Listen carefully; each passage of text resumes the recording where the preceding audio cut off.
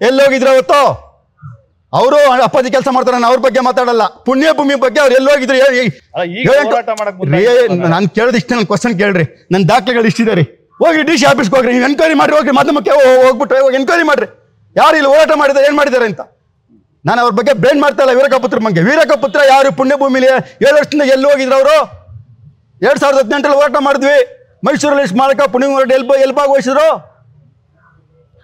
ನಾನು ನೋಡ್ರಿ, ಇವತ್ತು ನೀವು ಆನ್ಸರ್ ಕರೆಕ್ಟ್ ಕೇಳಿದೆ ಕ್ವಶನ್. ನೀವು 20ನೇ ತಾರೀಕು ನಾನು ಪೊಲೀಸ್ ಡಿಪಾರ್ಟ್ಮೆಂಟ್ಗೆ ಪರ್ಮಿಷನ್ ಕೇಳಿದೆ ಉಪವಾಸ ಸತ್ಯಾಗ್ರಹಕ್ಕೆ. ನಾನು 20ನೇ ತಾರೀಕೆ ನವೆಂಬರ್ 20ಕ್ಕೆ ಅನೌನ್ಸ್ ಮಾಡಿಬಿಟ್ಟಿದ್ದೆ ನಾನು ಉಪವಾಸ ಸತ್ಯಾಗ್ರಹ ಅಂತ. ಇವರು ಯಾರು ನೀವು ಹೇಳಿದ್ರಲ್ಲ ಪುತ್ರ, ಅವನು ಅನೌನ್ಸ್ ಮಾಡಿದ್ದು 28ಕ್ಕೆ.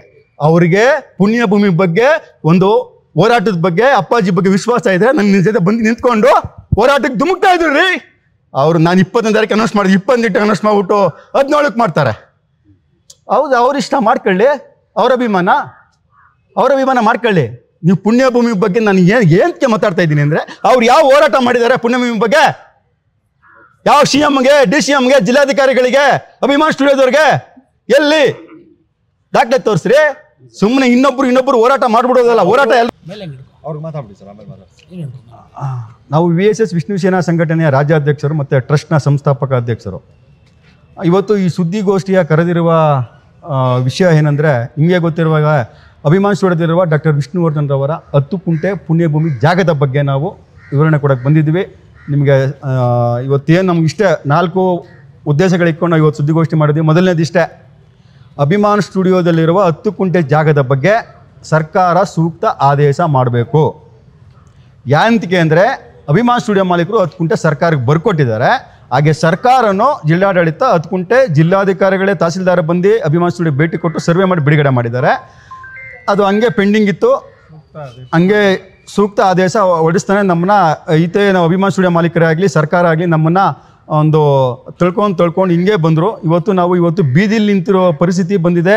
ಸರ್ಕಾರ ಅಧಿಕಾರಿಗಳ ಹತ್ರ, ಅಭಿಮಾನ್ ಸ್ಟುಡಿಯೋ ಮಾಲೀಕರ ಹತ್ರ ಇವತ್ತು ನಾವು ತುಂಬ ಮನವಿಗಳು ಕೊಟ್ಕೊಂಡು ಫೈಟ್ ಮಾಡ್ಕೊಂಡು ಇವತ್ತು ಕಾರ್ಯಕ್ರಮ ಮಾಡೋ ಪರಿಸ್ಥಿತಿ ಬಂದಿದೆ. ಸೂಕ್ತ ನಾವು 10 ಕುಂಟೆ ಬಗ್ಗೆ ಸರ್ಕಾರ ಸೂಕ್ತ ಆದೇಶ ಮಾಡಬೇಕು ಒಂದು. ಮತ್ತು ಇವತ್ತು 10 ಕುಂಟೆ ಜಾಗದಲ್ಲೇ ನಮಗೆ ವರ್ಷದಲ್ಲಿ 2 ಕಾರ್ಯಕ್ರಮ, ಪೂಜಾ ಕಾರ್ಯಕ್ರಮ, ಪುಣ್ಯಸ್ಮರಣೆ ಹುಟ್ಟುಹಬ್ಬ ಕಾರ್ಯಕ್ರಮ ಮಾಡೋಕ್ಕೆ ನಾವು ಒಂದು ಆದೇಶ ಮಾಡಿ ಅಂತ ಹೇಳಿದ್ವಿ.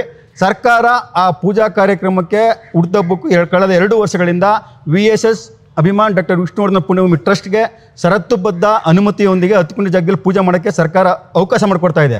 ಆದರೆ 10 ಕುಂಟೆ ಆದೇಶ ಮಾಡ್ತಾ ಇಲ್ಲ. ಯಾಕೆ ನೀವು ಮಾಡ್ತಾ ಇಲ್ಲ? ಸ್ವಲ್ಪ ಇದಕ್ಕೆ ಉತ್ತರ ಕೊಡಬೇಕು. 10 ಕುಂಟೆಲ್ಲಿ ಮಾತ್ರ ಪೂಜೆ ಮಾಡೋಕ್ಕೆ ಅವಕಾಶ ಮಾಡಿಕೊಡ್ತೀರಿ. ಅಭಿಮಾನ್ ಸ್ಟುಡಿಯೋ ಮಾಲೀಕರು ಪರ್ಮಿಷನ್ ಇಲ್ದಂಗೆ ನೀವು ನಮ್ಗೆ ಅನುಮತಿ ಆದೇಶ ಕೊಡ್ತೀರಿ. 10 ಕುಂಟೆ ಆದೇಶ ಯಾಕೆ ಮಾಡ್ತಾ ಇಲ್ಲ? ಇದರ ಹಿಂದೆ ಯಾವ ಕೈವಾಡಗಳಿದೆಯೋ ಗೊತ್ತಿಲ್ಲ, ನಮಗಂತೂ ಗೊತ್ತಿಲ್ಲ. ನಾವು ಪ್ರಾಮಾಣಿಕ ಹೋರಾಟಗಾರ, ನಾನು ನಕಲಿ ಹೋರಾಟಗಾರ ಅಲ್ಲ. ನಕಲಿ ದಾಖಲೆಗೆ ಕಳಿಕೊಂಡು ಹೋರಾಟ ಮಾಡೋದು ನನ್ನ ಜೀವಮಾನದಲ್ಲೇ ಬಂದಿಲ್ಲ. ಇಷ್ಟು ದಾಖಲೆಗಳಿದೆ. ಬನ್ನಿ ಮಾಧ್ಯಮದವರು ಕುಣಿಸ್ಕೊಳ್ಳಿ, ಡಿಬೇಟ್ಗೆ ಹೇಳ್ತೀನಿ. ಯಾರು ಹೋರಾಟ ಮಾಡಿದ್ದಾರೆ, ಏನು ಮಾಡಿದ್ದಾರೆ, ಸರ್ಕಾರ ಏನು ಮಾಡಿದೆ, ಅಭಿಮಾನ್ ಸ್ಟುಡಿಯೋ ಮಾಲೀಕರು ಎಷ್ಟು ದ್ರೋಹ ಮಾಡಿದ್ದಾರೆ ನನಗೆ. ನನ್ನ ಬಳಸ್ಕೊಂಡು 2017ರಲ್ಲಿ ಇವತ್ತು ನಮ್ಮನ್ನ ಬೀದಿಗೆ ತಂದು ನಿಲ್ಲಿಸಿದ್ದಾರೆ. ನನ್ನ ಅಭಿಮಾನಿಗಳಿಗೆ ಏನು ಹೇಳೋದು? ಕೆಲವರು ನಮ್ಮ ಹಿತಶತ್ರುಗಳಿದ್ದಾರೆ. ಕೆಲವರು 10 ಕುಂಟೆ ಎಲ್ಲಿ 10 ಕುಂಟೆ ಏನು ನನಗೆ ಬರ್ಕೊಟ್ಟಿದ್ದಾರೇನ್ರಿ? ಅಭಿಮಾನ್ ಸ್ಟುಡಿಯೋ ಮಾಲೀಕರೇ, ಸರ್ಕಾರಕ್ಕೆ ಬರ್ಕೊಟ್ಟಿರೋದು ನೀವು. ಸರ್ಕಾರ ಏನು ಮಣ್ಣು ತಿಂತಾ ಇದೆಯಾ? DC ಸ್ಥಳಕ್ಕೆ ಎಂತ ಕೊಟ್ಟರು? ಅಭಿಮಾನ್ ಸ್ಟುಡಿಯೋಗೆ ಹೆಂಗೆ ಭೇಟಿ ಕೊಟ್ರಿ ನೀವು? ತಹಸೀಲ್ದಾರ್ ಹೆಂಗೆ ಭೇಟಿ ಕೊಟ್ರಿ ನೀವು? ಸರ್ಕಾರದಿಂದ ಬಂದು ಭೇಟಿ ಕೊಟ್ಟು ಸರ್ವೆ ಮಾಡಿ ಬಿಡುಗಡೆ ಮಾಡಿರೋದು. ಯಾಕೆ ಆದೇಶ ಮಾಡ್ತಾ ಇಲ್ಲ? ಇದರ ವಿರುದ್ಧ ನಾವು ಡಿಸೆಂಬರ್ 18ರಿಂದ 21ರವರೆಗೆ ನಾವು ಉಪವಾಸ ಸತ್ಯಾಗ್ರಹ ಮಾಡ್ತಾ ಇದ್ದೀವಿ. ಪೊಲೀಸ್ ಇಲಾಖೆ 1 ದಿವಸಕ್ಕೆ ಪರ್ಮಿಷನ್ ಕೊಟ್ಟಿದ್ದೆ, 2 ದಿವಸಕ್ಕೆ ಕೊಟ್ಟಿದ್ದೆ, ಕೊಡ್ತಾ ಇಲ್ಲ. ನಮಗೆ ತುಂಬ ಇಲ್ಲಿದೆ, ಹೈಕೋರ್ಟ್ ಆರ್ಡ್ರ್ ಇದೆ. ನಾವು ಯಾವುದೇ ಮೆರವಣಿಗೆ ಅದಕ್ಕೆ ಒಂದು ಏನೋ ನಮಗೆ ಒಂದು ಏನೋ ಅವರು ಕಾಯ್ದೆಗಳ ಬಗ್ಗೆ ನಮ್ಗೆ ಹೇಳಿದ್ರು. ನಾವು ನಮ್ಮ ವಕೀಲರು ಮುಖೇನ ನಾವು ಅದ್ರ ಬಗ್ಗೆ ಒಂದು ಸ್ಪಷ್ಟನೆ ಕೊಡ್ತೀನಿ. ನಮ್ಮ ವಕೀಲರ ಹತ್ರ ಮಾತಾಡಿ ನೋಡಿ. ಡಿಸೆಂಬರ್ 18ರಿಂದ 21ರವರೆಗೆ ಉಪವಾಸ ಸತ್ಯಾಗ್ರಹ ಫ್ರೀಡಮ್ ಪಾರ್ಕ್ನಲ್ಲಿ. ಮತ್ತು ನಮ್ಗೆ ಕೇಳೋದಿಷ್ಟೇ, 4 ಕ್ವಶನ್ ಇಷ್ಟೇ. ನಾವು ಇನ್ನೇನು ಕೇಳ್ತಾ ಇಲ್ಲ ಸರ್ಕಾರಕ್ಕೆ. 10 ಕುಂಟೆ ಆದೇಶ ಮಾಡಿ. ನಮ್ಮ ಟ್ರಸ್ಟಿಂದ ನಾವೇನು ಇವತ್ತು ನಾವು ಟ್ರಸ್ಟು 4 ವರ್ಷ ಆಯಿತು. ಟ್ರಸ್ಟ್ನ ನಾವು ಸ್ಥಾಪನೆ ಮಾಡಿ. ಏನು ಸ್ಥಾಪನೆ ಮಾಡಿರೋದು? ವಿಷ್ಣುಜಿ ಅವರ ದತ್ತುಪುತ್ರ ಶ್ರೀಧರ ಮೂರ್ತಿ ಅವರು ಆ ಟ್ರಸ್ಟ್ಗೆ ಅಧ್ಯಕ್ಷರು. ನಾವು ಸಂಘಟನೆ ಕಟ್ಟಿದ್ದೀವಿ ಹೋರಾಟಕ್ಕೆ. ಬಟ್ ಟ್ರಸ್ಟ್ ಮಾಡಿದ್ದೆ ಇವ್ರಿಗೋಸ್ಕರ. ಇವತ್ತು ಅಭಿಮಾನ್ ಸ್ಟುಡಿಯೋದಲ್ಲಿ ಅಂತ್ಯ ಸಂಸ್ಕಾರ ಮಾಡಿದ್ದಾಗೆ ವಿಷ್ಣು ಅಪ್ಪಾಜಿಗೆ ಅಂತ್ಯ ಸಂಸ್ಕಾರ ಮಾಡಿದ ಈ ಪುಣ್ಯಾತ್ಮ, ವಿಷ್ಣುಜಿ ಅವರ ತಾಯಿಗೂ ಅಂತ್ಯ ಸಂಸ್ಕಾರ ಮಾಡಿದ ಈ ಪುಣ್ಯಾತ್ಮ.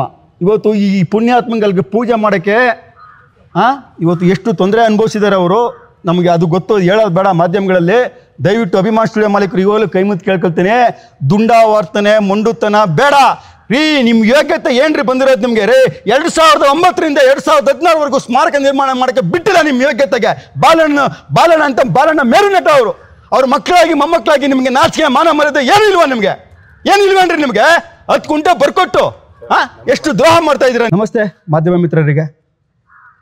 ಇವತ್ತು ಅಭಿಮಾನ್ ಸ್ಟುಡಿಯೋ ಡಾಕ್ಟರ್ ವಿಷ್ಣುವರ್ಧನ್ ಅವರ 10 ಗುಂಟೆ ಪುಣ್ಯಭೂಮಿ ಜಾಗದ ಬಗ್ಗೆ ನಾನು ಇವತ್ತು ಸುದ್ದಿಗೋಷ್ಠಿ ಕರೆದಿದ್ದೆ. ಒಂದು 4 ಪಾಯಿಂಟ್ ಹೇಳ್ತೀನಿ ನಿಮಗೆ.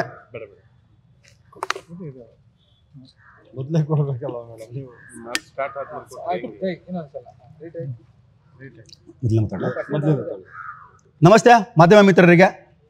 ಇವತ್ತು ಅಭಿಮಾನ್ ಸ್ಟುಡಿಯೋ ಡಾಕ್ಟರ್ ವಿಷ್ಣುವರ್ಧನ್ ಅವರ 10 ಗುಂಟೆ ಪುಣ್ಯಭೂಮಿ ಜಾಗದ ಬಗ್ಗೆ ನಾವು ಇವತ್ತು ಒಂದು 4 ಉದ್ದೇಶಗಳಿಟ್ಕೊಂಡು ನಾವು ಸುದ್ದಿಗೋಷ್ಠಿ ಕರೆದಿದ್ದೀವಿ.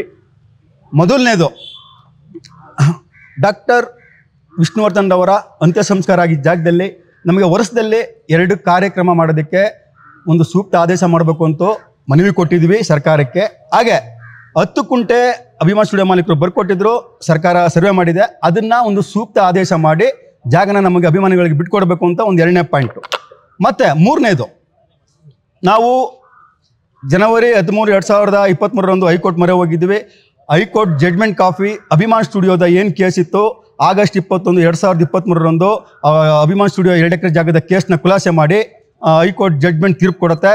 ಜಾಗ ಅವ್ರಿಗೆ ವಾಪಸ್ ಕೊಟ್ಟು ಕೇಸ್ ಕ್ಲೋಸ್ ಮಾಡುತ್ತೆ. ನಾವು ಇಂಪ್ಲೀಡ್ ಆಗಿದ್ವಲ್ಲ 10 ಗುಂಟೆದು, ಅದನ್ನು ರೆಫರ್ ಮಾಡಿ ಪರಿಶೀಲನೆ ಮಾಡಿ ಆ ಜಡ್ಮೆಂಟ್ ಕಾಪಿಲಿ ಉಲ್ಲೇಖ ಮಾಡಿ 10 ಗುಂಟೆದು ಸರ್ಕಾರಕ್ಕೆ ರೆಫರ್ ಮಾಡ್ತಾರೆ, ನೀವು ಸರ್ಕಾರದ ಸಮಸ್ಯೆ ಬಗೆಹರಿಸ್ಕೊಳ್ಳಿ ಅಂತ.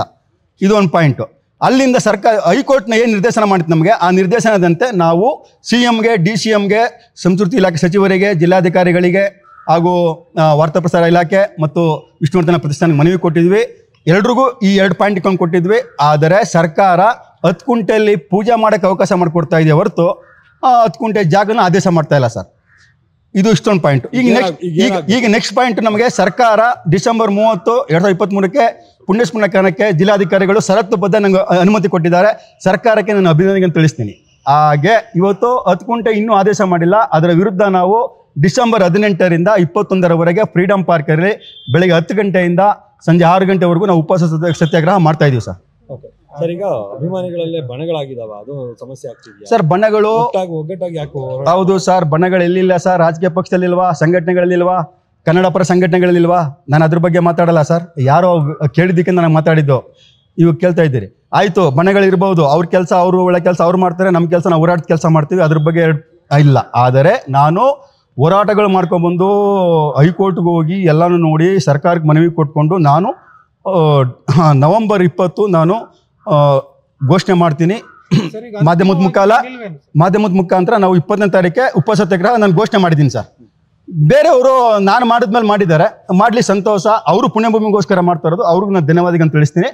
ಇಷ್ಟೇ ಅಭಿಮಾನಿಗಳೇ, ಎಲ್ಲ ಮಾಡ್ತಾ ಇರೋದು ಪುಣ್ಯಭೂಮಿಗೋಸ್ಕರ. ನಾವು 10 ಗುಂಟೆ ಹೆಸರಿಕೊಂಡು ಹೋರಾಟ ಮಾಡಿರೋದಕ್ಕೆ ಹೋರಾಟ ಮಾಡ್ತಾ ಇದ್ದೀವಿ. ಅವರು ಪುಣ್ಯಭೂಮಿಗಾಗಿ ಹೋರಾಟ ಮಾಡ್ತಾ ಇದ್ದಾರೆ. ಅವ್ರಿಗೂ ಯಶಸ್ವಿ ಆಗಲಿ, ನಮ್ಮ ಉಪವಾಸ ಸತ್ಯಾಗ್ರಹ ಯಶಸ್ವಿ ಆಗಲಿ ಅಂತ ಈ ಸಂದರ್ಭ ಹೇಳಕ್ಕೆ ಇಷ್ಟಪಡ್ತೀನಿ ಸರ್. VSS ವಿಷ್ಣು ಸೇನಾ ಸಂಘಟನೆ ರಾಜ್ಯಾಧ್ಯಕ್ಷರು ರಾಜುಗೌಡರು.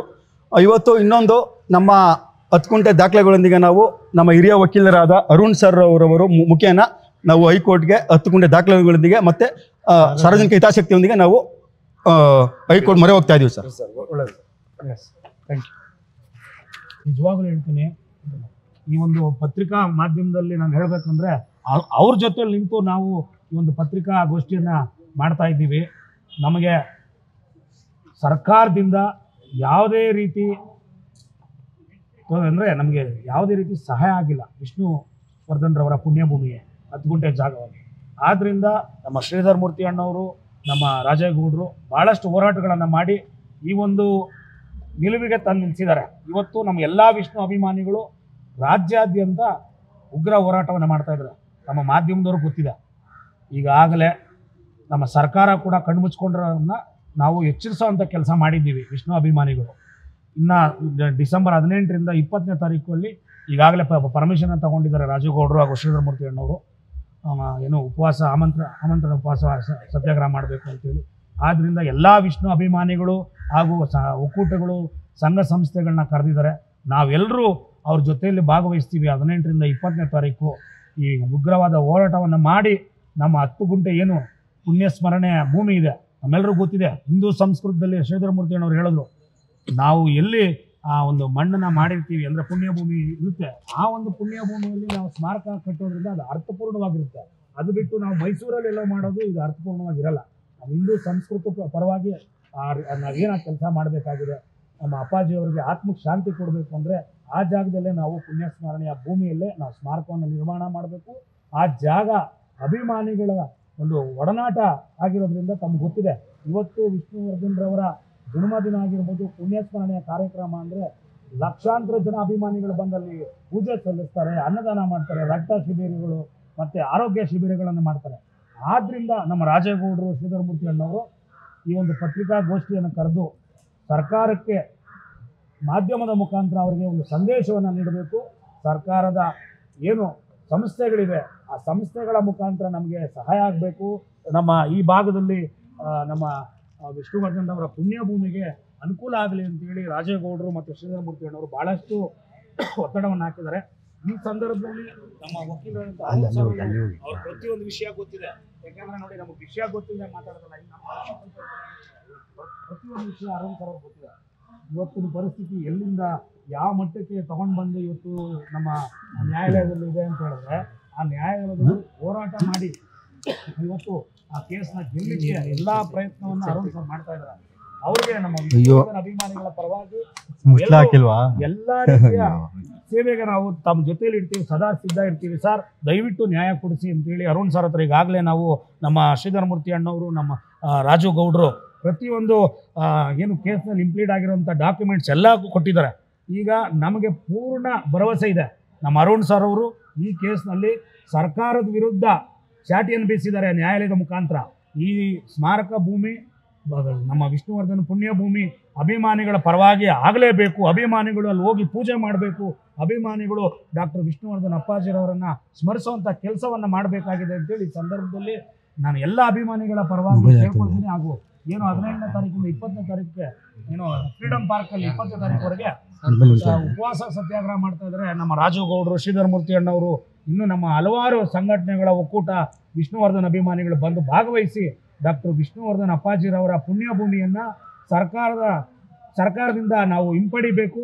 ಆ ಒಂದು ಜಾಗವನ್ನು ನಾವು ನಮ್ಮದಾಗಿಸ್ಕೋಬೇಕು, ನಮ್ಮ ಟ್ರಸ್ಟ್ನ ಪುಣ್ಯಭೂಮಿಯಾಗಿ ಅದನ್ನು ಪರಿವರ್ತನೆ ಮಾಡ್ಕೋಬೇಕು ಅಂತೇಳಿ ಸಂದರ್ಭದಲ್ಲಿ ಕೇಳ್ಕೊಳ್ತಾ ಇದ್ದೀನಿ ಮಾಧ್ಯಮದ ಮುಖಾಂತರ ಎಲ್ಲ ಅಭಿಮಾನಿಗಳು. ಸರ್, ಒಂದು ವಿಷ್ಣುವರ್ಧನ್ ಸರ್ ಇಷ್ಟು ಕನ್ನಡದ ದೊಡ್ಡ ನಟ, ಅವರಿಗೆ ಒಂದು ತಾರ್ಕಿಕ ಅಂತ್ಯ ಕಾಣುವ ಸಂದರ್ಭ ಬಂದಿದೆ. ಅದರ ಸಲುವಾಗಿ ಸರ್ಕಾರಕ್ಕೆ ಸಾಕಷ್ಟು ಮನವಿ ಪತ್ರಗಳು, ಹೋರಾಟಗಳು ಮಾಡಿ ಸಹ ಇದುವರೆಗೂ ಯಾವುದೇ ಸರ್ಕಾರಗಳು ನಮಗೆ ಸಕಾರಾತ್ಮಕವಾಗಿ ಸ್ಪಂದನೆ ಮಾಡಿಲ್ಲ. ಹಾಗಾಗಿ ಕಾನೂನಿನ ಮೊರೆ ಹೊಕ್ಕಿದ್ದೇವೆ. ಈಗ ಸಾರ್ವಜನಿಕ ಹಿತಾಸಕ್ತಿ ಅರ್ಜಿಯನ್ನು ದಾಖಲಿಸಿದ್ದೇವೆ.